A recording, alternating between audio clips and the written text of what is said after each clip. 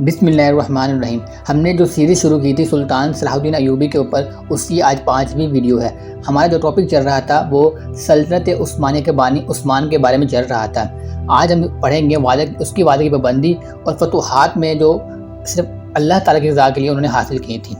پہلا ٹاپک ہے ہمارا وعدے کی پابندی۔ وعدے کی پاسداری کا انہیں بڑا خیال تھا، جو وعدہ کرتے پورا کرتے۔ قلعہ اولاباد کے بیزنطینی امیر نے جب عثمان سپاہ کے ہاتھ میں قلعے کی چابیاں دیں تو یہ شرط عائد کی کہ کوئی عثمانی مسلمان پل سے گزر کر قلعے میں داخل نہیں ہوگا۔ عثمان نے اس کا پورا التزام کیا اور ان کے جانشینوں نے بھی اس عہد کو نبھایا۔ اب ہمارا نیکسٹ ٹاپک ہے فتوحات میں فقط اللہ تعالیٰ کی خوشنودی کا خیال۔ دولت عثمانیہ کے بانی عثمان بن ارطغرل کی کارروائیاں اور فتوحات اقتصادی، عسکری اور یا کسی اور مقصد کے لیے نہیں تھی، بلکہ ان کی غرض و غایت اعلاء کلمہ حق اور دین اسلام کی ترویج کی تھی۔ اسی لیے مورخ احمد رفیق اپنے انسائکلوپیڈیا التاریخ الکبیر میں لکھتے ہیں کہ عثمان انتہائی درجے کا دیندار شخص تھا۔ وہ جانتا تھا کہ اسلام کی نشر و اشاعت ایک مقدس فریضہ ہے۔ وہ نہایت سنجیدہ اور وسیع سیاسی فکر و نظم کا مالک تھا۔ عثمان نے اپنی سلطنت کی بنیاد اقتدار کی محبت پر نہیں رکھی، بلکہ اس کی بنیاد اسلام کی اشاعت کی محبت پر رکھی۔ مصر الغلو کے لکھتے ہیں عثمان بن ارطغرل اس بات پر گہرا یقین رکھتے تھے کہ ان کی زندگی کا وظیفہ صرف اور صرف اعلاء کلمت اللہ کے لیے جہاد فی سبیل اللہ کرنا ہے۔ اس نے اپنی تمام ذہنی اور جسمانی قوتیں اس مقصد کو پایہ تکمیل تک پہنچانے کے لیے وقف کر دی۔ یہ تھی عثمان اول کی بعض اعلیٰ صفات جو در حقیقت ایمان، روز آخرت کے لیے تیاری، اہل ایمان کے ساتھ محبت، اہل کفر اور عصیان سے نفرت اور جہاد فی سبیل اللہ اور دعوت حق کے ساتھ ان کی محبت کا طبعی ثمرہ تھی۔ یہی وجہ ہے کہ عثمان اپنی فتوحات میں ایشیا کوچک کے علاقے میں رومی حکمرانوں سے 3 میں سے ایک چیز اختیار کرنے کا مطالبہ کرتے تھے: اسلام قبول کریں، جزیہ دیں یا پھر جنگ کے لیے تیار ہو جائیں۔ اسی وجہ سے بعض لوگ دائرہ اسلام میں داخل ہوئے اور بعض نے جزیہ دے پر صلح کر لی، لیکن جن لوگوں نے نہ اسلام قبول کیا اور نہ ہی جزیہ دینے پر راضی ہوئے، عثمان نے ان کے خلاف جہاد کیا اور اس میں کسی سستی کا مظاہرہ نہ کیا، اور اس طرح رومیوں کو پیچھے دھکیلتے ہوئے بہت سے علاقوں کو اپنی مملکت میں شامل کر لیا۔ ایمان باللہ اور خوف آخرت کی بدولت عثمان کی شخصیت میں بڑی سنجیدگی اور جاذبیت تھی۔ اسی وجہ سے اس کی قوت، اس کی عدالت پر اس کا اقتدار، اس کی رحمت پر اس کا غنیٰ، اس کی توعدے پر غالب نہ آئے۔ وہ اللہ کی تائید و نصرت کا مستحق بن گیا۔ اللہ تعالیٰ نے اسے اقتدار اور غلبے کے اسباب مہیا کیے۔ یہ اللہ کریم کا اپنے بندے عثمان پر خصوصی فضل تھا۔ اللہ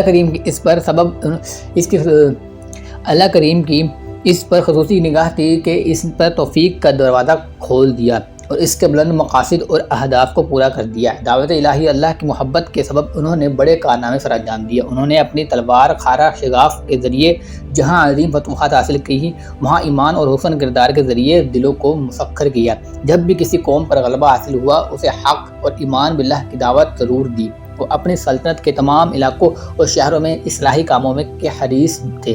انہوں نے حق اور عدل و انصاف کی حکمرانی عام کرنے کی کوشش کی۔ انہیں اہل ایمان سے گہری محبت اور سچی لگن تھی، اور جس طرح وہ اہل ایمان کو دل و جان سے چاہتے تھے، اسی طرح اہل کفر اور عصیان سے بیر رکھتے تھے۔ عثمانیوں کا دستور حکمرانی۔ ہمارا جو ٹاپک شروع ہے عثمانیوں کا دستور حکمرانی۔ دولت عثمانیہ کے بانی امیر عثمان کی زندگی جہاد اور دعوت دین سے عبارت تھی۔ علماء اسلام امیر کو گھیرے رہتے تھے اور سلطنت میں شرعی احکام کی تنفیذ اور انتظامی امور کی منصوبہ بندی کی نگرانی کرتے رہتے تھے۔ عثمان کی اپنے بیٹے کے نام وصیت آج بھی تاریخ میں موجود ہے، جس کا ہم مطالعہ کر سکتے ہیں۔ اس سے تہذیبی اور شرعی طریقہ کار جس پر بعد میں عثمانی سلطنت قائم رہی کے بارے میں رہنمائی ملتی ہے۔ عثمان جب بستر مرگ پر تھا تو اس نے اپنے بیٹے کو وصیت کرتے ہوئے کہا تھا: اے بیٹے، کسی ایسے کام میں مصروف نہ ہونا جس کے کرنے کا پروردگار عالم نے حکم نہ دیا ہو۔ جب بھی امور سلطنت کی انجام دہی میں کوئی مشکل پیش آئے تو علماء دین سے مشورہ لینا اور ان سے امداد طلب کرنا۔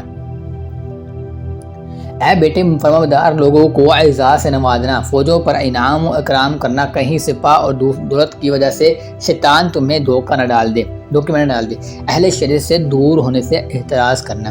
بیٹا، اب آپ جانتے ہیں کہ ہمارا مقصود رب العالمین کی رضا جوئی ہے، اور یہ کہ ہم جہاد کے ذریعے تمام آفاق پہ اپنے دین کے نور کو عام کر دیں، لہٰذا وہی بات کرنا جس میں اللہ کریم کی خوشنودی ہو۔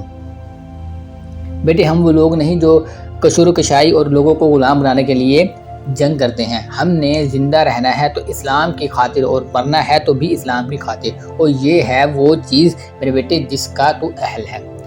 التاریخ السیاسی للدولة العلیہ عثمانیہ میں ایک دوسری روایت بھی ہے جس میں عثمان کی اپنے بیٹے کے نام وصیت کو ان الفاظ میں بیان کیا گیا ہے: اے بیٹے، اسلام کی اشاعت لوگوں کی اس دین کی طرف رہنمائی اور مسلمانوں کی عزت و آبرو اور مال و دولت کی حفاظت تمہارے ذمے قرض ہے۔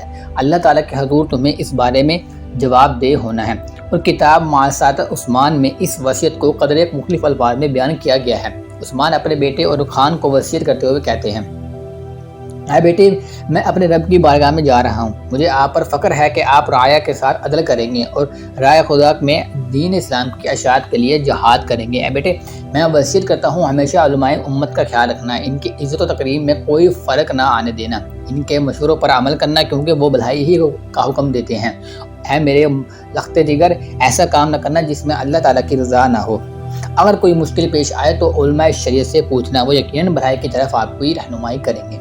یاد رکھیے اے میرے بیٹے، اس دنیا میں ہمارا راستہ صرف وہی راستہ ہے جو اللہ تعالیٰ کا بتایا ہوا راستہ ہے، اور ہمارا مقصد وحید دین کی اشاعت ہے۔ ہم جاہ مال کے طالب نہیں۔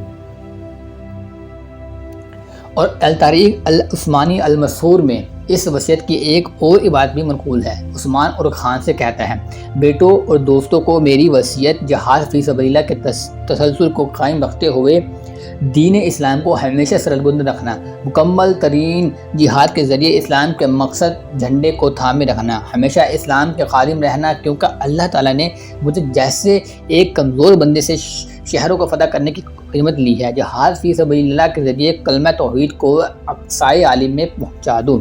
میری نسل سے جو شخص بھی حق اور عدل سے روگردانی کرے گا، روز حشر رسول اللہ صلی اللہ علیہ وسلم کی شفاعت سے محروم رہے گا۔ اے میرے بیٹے، دنیا میں ایک انسان بھی ایسا نہیں جو اپنا سر موت کے سامنے خم نہیں کرے گا۔ مجھے پیغام میں اجل آ پہنچا ہے، یہ سلطنت میں تیرے حوالے کرتا ہوں اور تجھے اپنے مولا کو سونپتا ہوں، اور اپنے تمام کاموں میں عدل کرتا ہوں، اپنے تمام کاموں میں عدل کرنا۔ یہ وصیت ایک ضابط تھی جس پر بعد میں عثمانی عمل پیرادار رہے۔ انہوں نے علم اور تعلیمی اداروں، لشکر اور عسکری اداروں، علماء اور ان کے احترام اور جہاد فی سبیل اللہ کا اہتمام کیا، جس کی بدولت وہ ارجائے عالم میں جا پہنچی اور اسلامی تہذیب و تمدن کو ان دور دراز علاقوں تک پہنچایا جہاں تک اسلامی جھنڈا پہنچا۔ یہ وہ زندہ جاوید وصیت ہے جس پر عثمانی حکمران اپنے دور و عروج میں عمل پیرا تھے۔ اس دور میں جبکہ انہیں مجد و بزرگی اور عزت و غلبہ حاصل تھا۔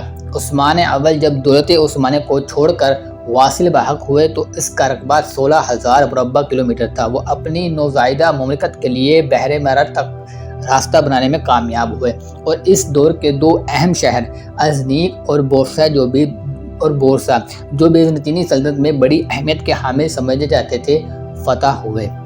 آج کی ہمارا ٹاپک یہیں پر کلوز ہوتا ہے۔ انشاءاللہ نیکسٹ ٹاپک میں ہم ڈسکس کریں گے سلطان اور خان بن عثمان۔